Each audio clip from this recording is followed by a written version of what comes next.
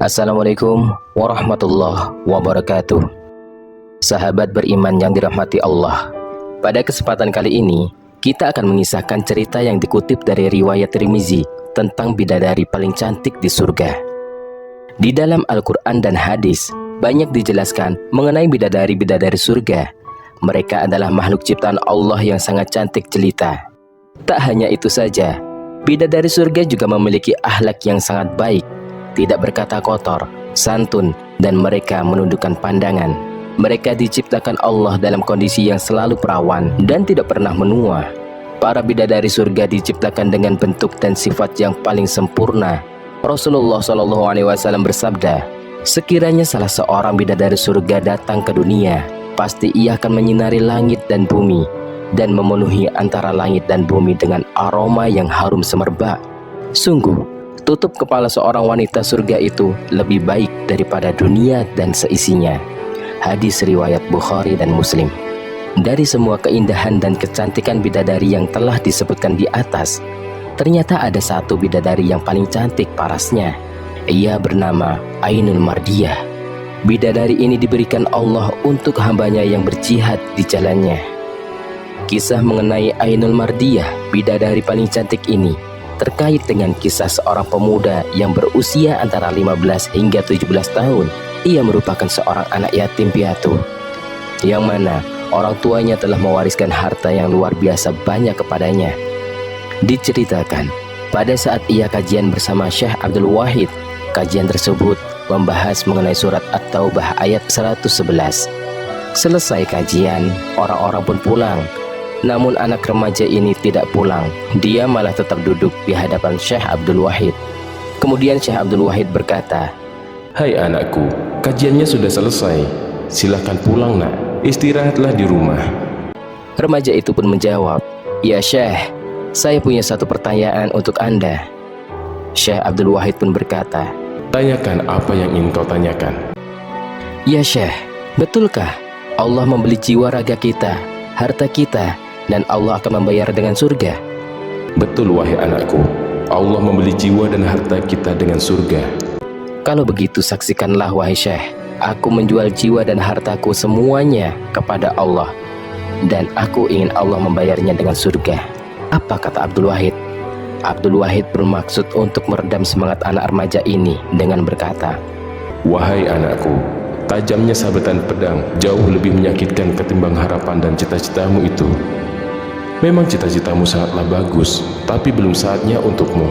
Aku khawatir kamu tidak akan kuat dengan tajamnya luka pedang itu."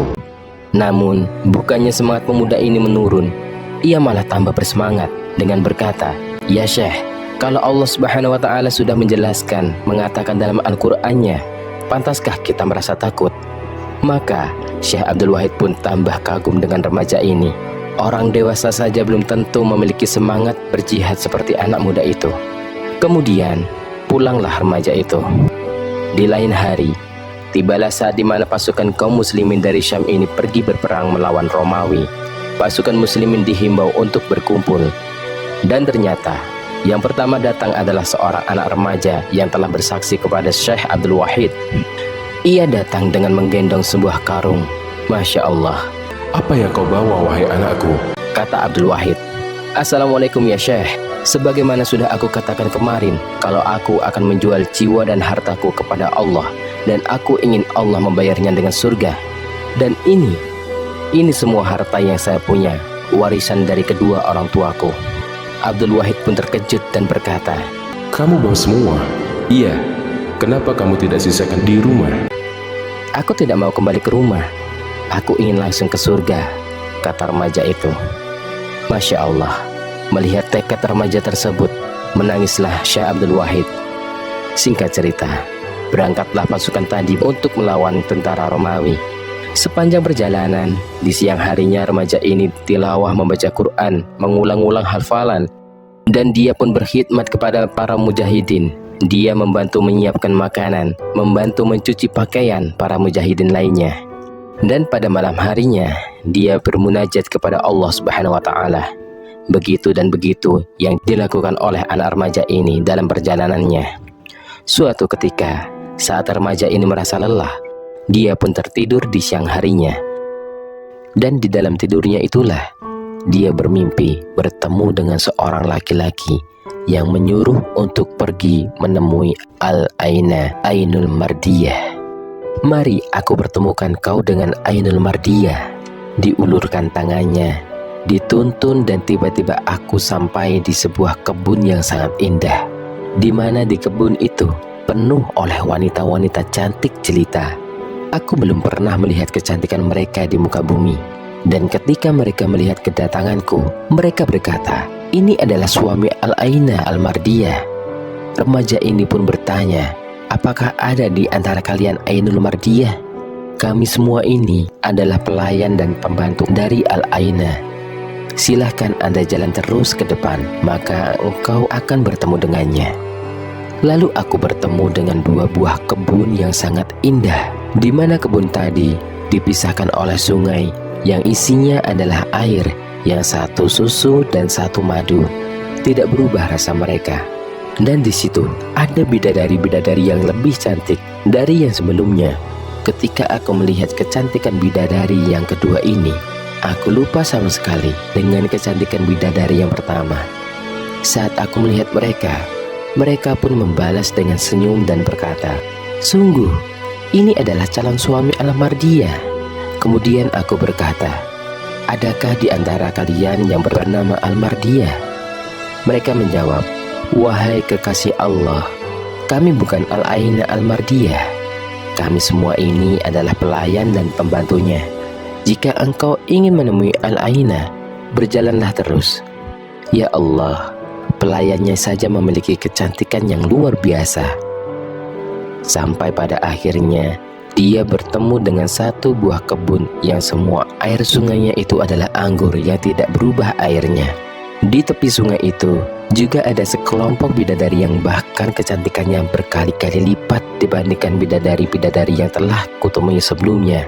Bidadari itu laksana cahaya di atas cahaya.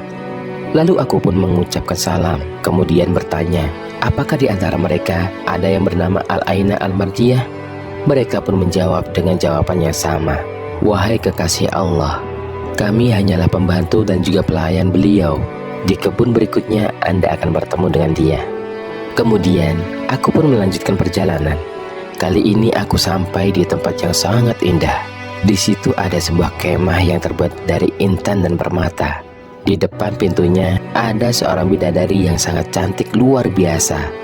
Kupikir ia adalah Ainul Mardiyah. Namun setelah aku mendekat, ternyata bidadari tadi berkata dengan berseru, "Wahai Ainul Mardiyah, suami Anda telah datang." Maka keluarlah Ainul Mardiyah. Cahaya demi cahaya terpancar indah, membuat matanya terbelalak. Harum tubuhnya membuat dia terbang, serasa terbang badannya. Ia adalah sosok bidadari tercantik yang pernah kulihat sepanjang perjalananku ini. Aku sangat terpesona saat menatapnya. "Apakah engkau Ainul Mardiyah?" "Ya, aku Ainul Mardiyah." Kemudian dia berkata, "Selamat datang wahai kekasih Allah. Sungguh, sebentar lagi engkau akan mendatangi kami." Lalu aku pun menghampiri dia dan bermaksud untuk memeluknya. Namun bidadari yang sangat cantik itu berkata, "Aku belum halal untukmu wahai suamiku. Engkau masih terikat dengan kehidupan dunia. Engkau masih hidup di dunia. Tapi engkau sekarang lagi saum kan? Sebentar lagi azan. Kita buka saum di sini." Ya Allah, betapa indah makhluk yang kau ciptakan ini. Namun di tengah-tengah kebahagiaan yang tiada tara itu, tiba-tiba aku terbangun dengan menyebutkan nama Ainul Mardiyah. Aku baru saja mengalami mimpi yang menakjubkan. Berceritalah remaja itu kepada Abdul Wahid mengenai Ainul Mardiyah dalam mimpinya. Namun belum selesai dia bercerita, tiba-tiba ada segerombol prajurit musuh yang datang menyerang. Remaja itu pun bangkit dan berkata, "Izinkan saya di barisan depan, berhadapan dengan tentara Romawi." Semua yang melihat remaja ini membawa pedang pasti berpikir, pastilah pedang itu sangat berat baginya. Tapi apa kata Abdul Wahid? "Demi Allah, aku melihat seolah-olah pedang ini hidup dan terbang membawa jasadnya." Jadi bukan dia yang mengayunkan pedang, tapi pedang yang membawa tubuhnya seperti itu. Dan dalam waktu singkat, aku melihat 9 tentara Romawi tumbang di hadapannya. Perang pun makin berkecamuk, sehingga aku kehilangan anak ini. Bismillah, kami bersyukur kepada Allah, perang kami menangkan. Tapi kami kehilangan jejak anak laki-laki ini.